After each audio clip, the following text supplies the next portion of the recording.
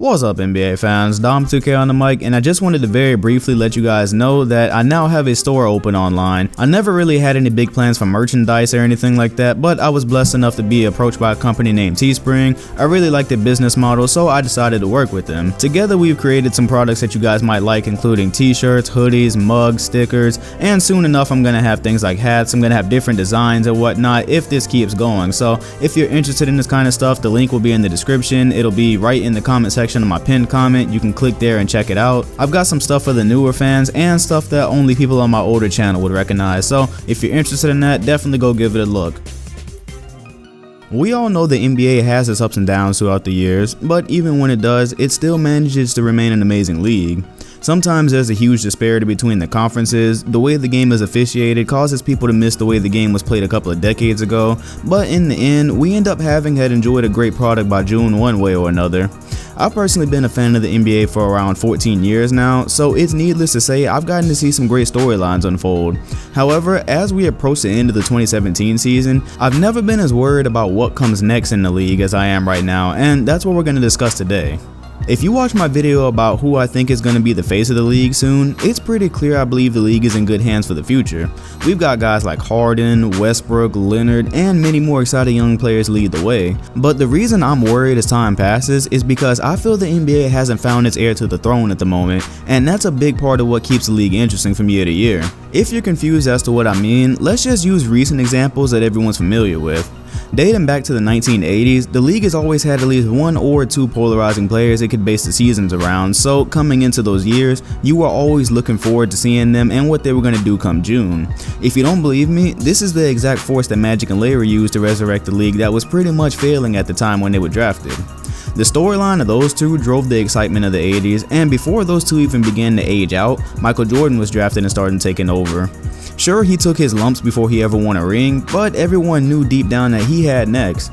And then when Michael finally did take over, he was the polarizing player the NBA could pit opposing players and teams against for the story, and that almost lasted for the entirety of the 90s. But just before Michael began to phase out, Kobe Bryant got drafted, and only one season elapsed between Jordan's last championship and Kobe's first. Just like that, the league had its replacement in another ultra-talented, polarizing player that you could always get a story out of. And before Kobe was even close to getting out of his prime, we were lucky enough to have LeBron James get drafted. And although we never got to see these two battle at the highest level, the NBA was trying as hard as possible to push a story that these two would someday meet in June. But even when that didn't happen, the worst case scenario was watching these two wrestle the giants of their own conference, and that was pretty fun as well. But the problem I've detected here is that we've been following the LeBron James storyline for quite some time now, and I'm worried because as things stand today, I don't think the player who's going to take his place on that throne has been drafted yet, and that's a huge problem. First off, let's make sure we have the guidelines set for the throne, because what I'm saying might confuse you.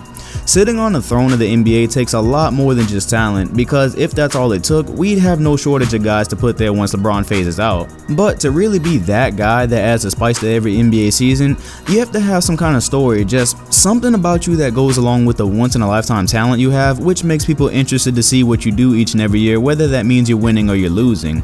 And right now, we have a situation where the NBA has been so heavily dependent on the same player for about a decade with no clear replacement in sight. So it's fair to say back in 2007, when LeBron took his first finals loss to the Spurs, that's when his storyline on the NBA's main stage truly started. The story became that he was the chosen one to bring a title to the city of Cleveland, and at that time he was destined to one day meet Kobe in a final series. That journey took him up against the Boston Celtics, who he couldn't overcome for a good 3 years until he finally had a good enough team in Miami. Of course, the Miami storyline isn't even that old, so we all know about the loss to the Mavericks, his first and second ring, and then the loss to the Spurs that sent him back to Cleveland, where he'd find his new and current rival in the Golden State Warriors. And after 14 long years, the prophecy was finally fulfilled as he brought a title to the city of Cleveland against one of his more bitter rivals in one of the most dramatic ways possible.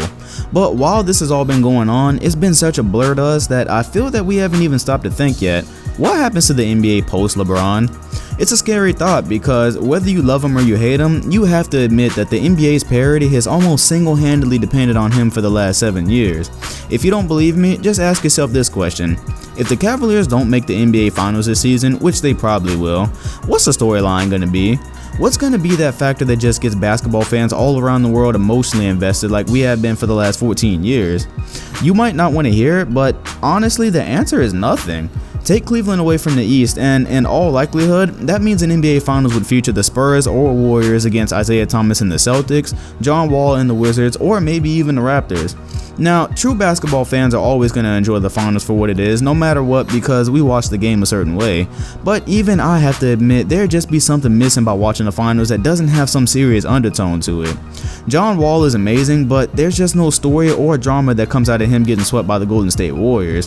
Or what if we ended up with Toronto and San Antonio? Where would you find an emotional investment in that series if you're not a fan of either one of those teams? I'm not saying we never want to see a finals that doesn't include LeBron, because that day has to come sometime, but what I'm getting at is the fact that this is the guy the NBA has chosen to put a countless number of players and teams up against basically for the entire decade. That's been the storyline that they've made. So he's the draw, he's the guy people want to see win or lose, he's the guy people think about when there's a free agent move. So when Kevin Durant went to the Golden State Warriors, the first thing everyone said was, well, if LeBron somehow beats him now, he's definitely the greatest of all time. And with so many seasons revolving around what happens to LeBron, we have to start to prepare for the day that we can't do that anymore, because it's gonna come sooner than later, and all of a sudden there's gonna be a vacuum where he used to be. Now, I want to be crystal clear that I'm not saying the NBA is lacking talent today. As a matter of fact, this just might be the most talented this league has ever been, and so many people are taking that for granted, by the way. But what this league is missing is that next storyline player, or maybe I should even call him the villain. The closest thing I believe we've had to that in the last few years is probably Stephen Curry. He's a guy people either love or hate, with very few in the middle, but the problem here is that Curry has already accomplished so much and his team is so damn good that it's kind of hard to create a compelling villain story out of him, along with the fact he doesn't really play into that role like all the other guys did. Michael Jordan was a trash talker who spent years trying to get by Detroit. Kobe was a trash talker who had a crazy story with Shaq, and therefore people were kind of interested to see what was going to happen after Shaq left Los Angeles. LeBron was touted as the heir to Michael's throne while still in high school, and it took him a good while to finally get that championship. Oh, and yeah, he was extremely polarizing as well. Curry, on the other hand, got his first championship in 5 years, won 2 MVPs in 6 years, and he's now on a team that looks way too good to lose anytime soon. So you get my point here. Curry's really not our guy for that, and the other thing here is that he's way older than a lot of people realize. By the time LeBron retires or even starts to slow down significantly, Curry's gonna be in his mid-30s, so he can't be the guy to replace LeBron in that throne. And as for the other great players we have today, they're amazing hoopers, but none of them bring that story or that mission type element that the NBA needs to push them the way all the other legends did. So if I can kind of clear this up, I think they had something with Kevin Durant last year before he joined the Warriors, because him trying to get past Golden State would have been something to see for years to come, but being that he went and joined them instead, I think that kind of erases any storyline or legacy talk that we were gonna have.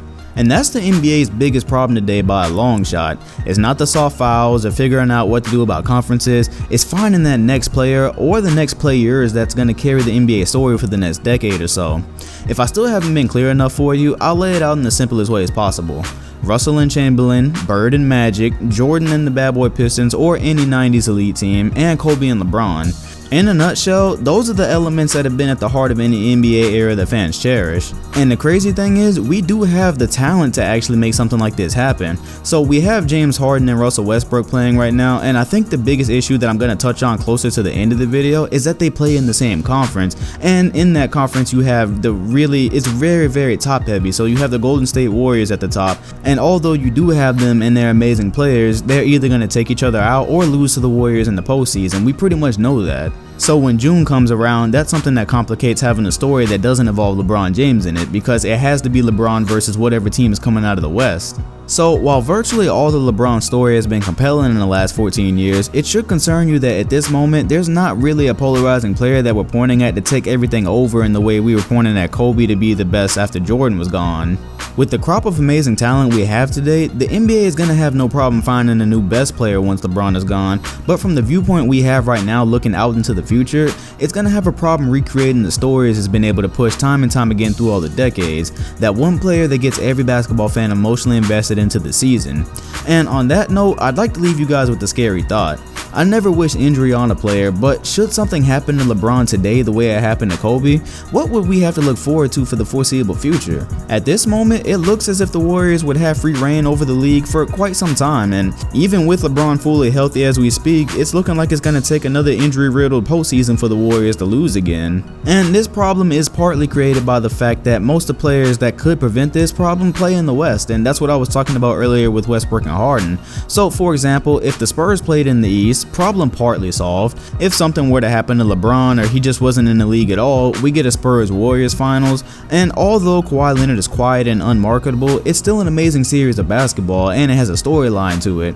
But the facts are that the placement of power isn't like it was when Jordan temporarily retired. When Jordan went out, there was a lot of other superstars people wanted to see on the big stage anyways, like Ewing and Shaq, so that held people for the 2 years he was out, or not the 2 years, the 2 years he was out of the finals. He wasn't retired for 2 years.